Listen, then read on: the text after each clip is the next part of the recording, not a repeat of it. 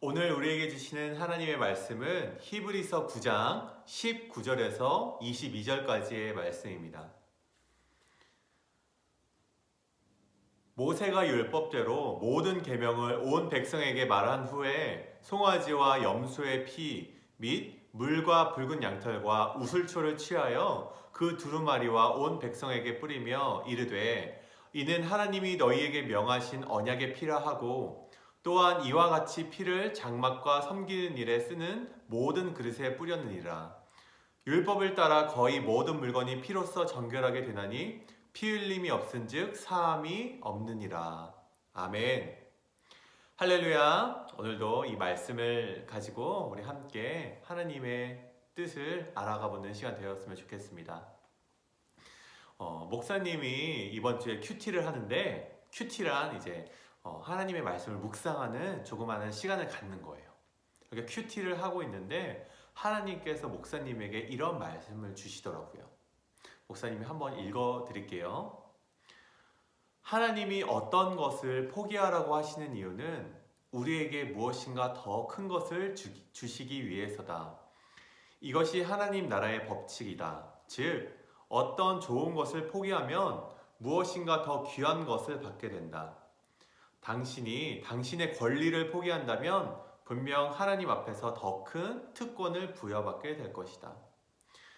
목사님이 이 큐티를 묵상을 하면서 굉장히 감명 깊었어요. 그런데 목사님이 여기서 우리 친구들과 함께 나누고 싶은 중요한 포인트가 있는데요. 그것은 법이라는 것은 어디에서나 존재하듯이 하나님 나라에도 법이 있다는 사실이에요. 우리 친구들, 목사님이 한 가지 질문을 해볼게요. 정의로움에 대한 질문이에요. 우리 친구들, 누군가가 정당한 값을 치르지 않고 어떠한 물건을 가져간다면 그 사람에게 벌을 주는 것이 정의로운 것일까요? 아니면 그 사람의 사정을 들어보고 좀 용서를 해주는 것이 정의로운 것일까요? 또 한 가지입니다. 누군가가 나의 마음을 다치게 했어요. 그렇다면 그 친구에게 가서 너가 저 친구의 마음을 좀 다치게 했단다 라고 말해주는 것이 정의로운 것일까요? 아니면 그냥 모르고 지나가게 냅두는 것이 정의로운 것일까요? 목사님이 말하고 싶어 하는 것이 바로 이거예요. 정의롭다는 것은요, 죄를 용서해 주는 것, 죄를 감싸해 주는 것이 정의로운 것이 아니라 죄를 죄라고 말할 수 있는 것이 정의롭다는 거예요. 하나님은요, 마찬가지로 죄를 지은 사람에게 벌을 주시기 위해서 법을 만들어 놓으셨다는 거예요. 우리나라에서도 죄를 지어요. 그렇죠? 물건을 훔치면 그 사람은요, 재판을 받고 그 재판에 따라서 나오는 형량대로 감옥살이를 하게 됩니다. 그 이후에 그 감옥에서 출소를 하게 되면은 그 죄는 용서받게 되는 것이죠. 하나님 나라도 좀 비슷해요. 근데 하나님 나라는요, 두 가지 해결책이 있습니다. 죄를 지은 사람은요, 먼저 그 훔친 물건에 대해서 보상을 해야 되고요. 두 번째는요, 이 물건을 훔친 사람은 하나님께도 죄를 용서받아야 돼요. 근데 그 죄를 용서받기 위한 방법이란 재물을 하나님께 바치는 거예요. 그 재물이란 아주 깨끗한 양이나 송아지, 그게 갓 태어난 흠이 없는 동물을 잡아다가 하나님께 바치는 것이었어요. 그래야지만 그 죄인이 완전히 용서함을 받고 죄가 없다고 말할 수 있었던 거예요. 우리가 계속해서 죄에 대해서 이야기를 해왔어요. 그렇게 우리가 죄인이라는 사실을요, 목사님이 우리 친구들에게 알려주었어요. 우리 친구들도 그것을 깨달았는지 모르겠지만 우리가 죄인이라는 사실을 좀 머리로는 이해했을 거라고 생각이 들어요. 하나님 역시 우리가 죄인이라는 것을 아셨어요. 그래서 하나님도 하나님 나라의 법대로 우리에게 벌을 내려주셔야만 했다는 것이죠. 근데 누군가가 목사님에게 이렇게 물어볼 수 있을 거예요. 목사님, 하나님은 전지전능하시기 때문에, 그리고 하나님은 못하시는 것이 없기 때문에 우리가 아무리 죄를 지었어도 죄를 없다라고 하시면 되는 거 아니에요?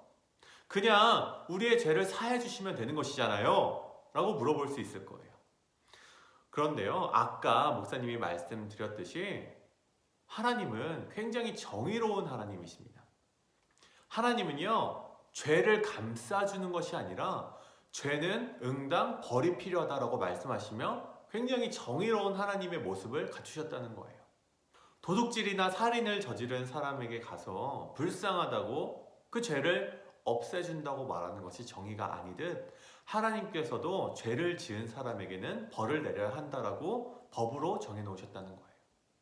하나님은 정의로우시기 때문에 인간은 벌을 받아야만 했어요. 그런데 여기서 하나님 마음에 갈등이 생기시는 거예요. 사람을 벌하셔야 되는 마음도 있고 사람을 사랑하는 마음도 있기 때문에 하나님께서는 여기서 갈등이 생기십니다. 이러한 갈등 속에서 하나님께서는 한 가지 선택을 하시게 되죠. 그것은 바로 자기 자신이 사람이 사는 그 땅으로 내려가서 재물이 되어버리면 모든 것이 해결이 되는 거예요. 그렇게 된다면 하나님은 정의로우신 하나님으로 남을 수 있고 그리고 사람을 사랑하는 모습 그대로 남으실 수가 있는 거였어요. 그렇기 때문에 하나님께서는 이 땅에 내려오셨고 예수님의 모습으로 십자가에 못 박혀 죽게 되신 거예요. 그런데 여기서 예상하지 못했던 놀라운 일이 한 가지 더 일어나게 됩니다. 목사님이 마태복음 27장 50에서 51절의 말씀을 한번 읽어주도록 하겠습니다. 예수께서 다시 크게 소리 지르시고 영원히 떠나시니라. 이에 성소 휘장이 위로부터 아래까지 찢어져 둘이 되고 땅이 진동하며 바위가 터지고. 아멘. 이 말씀을 좀 더 설명을 드리면 예수님께서 십자가에 못 박혀 돌아가셨을 때 곧바로 성소의 휘장이 찢어졌다라고 말씀이 설명하고 있어요. 이 뜻은 무엇인가 하니 옛날에는요, 하나님을 만나기가 굉장히 힘이 들었습니다. 시간으로 따지면 1년에 딱 한 번, 장소로 따지면 지성소라는 곳에서만, 그리고 사람으로 따지면 제사장 중에서도 딱 한 명의 제사장, 대제사장만이 1년에 한 번 정해진 장소에서 하나님을 만날 수가 있었어요. 그런데 예수님께서 돌아가시고 난 뒤에는요, 지성소의 휘장이 찢어졌다는 사실이에요. 이 사실이 의미하고 있는 것은요, 이제 1년에 한 번만 만나던 하나님을, 그리고 대제사장만 만날 수 있었던 하나님을, 그리고 지성소에서만 만날 수 있었던 하나님을요, 이제는 그런 거 필요 없고 나를 만나고 싶어하는 누구든 나를 만날 수 있다. 너가 누구든 지성소 밖에서도 나를 찾는 사람이면 누구든 나를 만날 수 있다 말씀하시는 거예요. 예수님께서 이 땅에 오신 이유가 바로 이러한 사실 때문입니다. 다시 한번 정리해드리자면, 첫째로는 우리의 죄를 없애주시기 위해서 예수님께서 이 땅에 오셨고, 두 번째는 하나님께서 우리를 너무나도 사랑하시기 때문에 직접 오신 것이고, 세 번째는 하나님께서 여전히 정의롭게 남으시기 위해서 이 땅에 오신 것이고, 마지막으로는 하나님께서는 이제부터 우리와 언제나 어디서나 누구와도 함께 하신다라는 사실을 알려주시기 위함입니다. 오랜 시간이 지나고 이 의미들은 희미해지기 시작했습니다. 누구나 만날 수 있는 것에 사람들은 흥미를 갖지 않죠. 하지만 하나님께서 생각은 다르셨어요. 누구나 만날 수 있는 것이어야만이 하나님의 사랑에 도달할 수 있다 말씀하시는 거예요. 나 같은 사람도, 그리고 우리 친구들 같은 사람도, 세상에 저런 사람들도 누구나 하나님을 찾는 사람이라면 만날 수 있다는 사실이에요. 오늘 이 말씀을 좀 묵상하시고 우리가 죄인인 이유와 그리고 하나님께서 이 땅에 오신 이유를 우리 친구들이 꼭 기억했으면 좋겠습니다.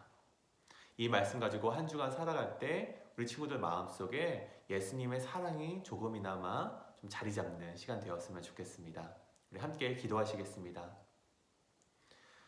사랑의 하나님, 오늘도 우리가 함께 말씀을 나누며 예수님의 사랑의 값짐을 함께 나누었습니다. 우리가 죄인 되어서 죽을 수밖에 없었지만 하나님께서 우리를 사랑하시기 때문에, 또 정의로우시기 때문에 이 땅에 직접 내려오셔서 우리를 구원하셨음을 우리 친구들이 깨닫게 하여 주옵소서. 이 사실을 잊지 말고 세상을 향해 살아갈 때 나를 사랑하시는 분이 지금도 내 곁에 계시는구나라는 사실로 힘을 얻어 세상을 이길 수 있도록 우리 청소년부를 인도하여 주옵소서. 감사드리며 예수님의 이름으로 기도드립니다. 아멘.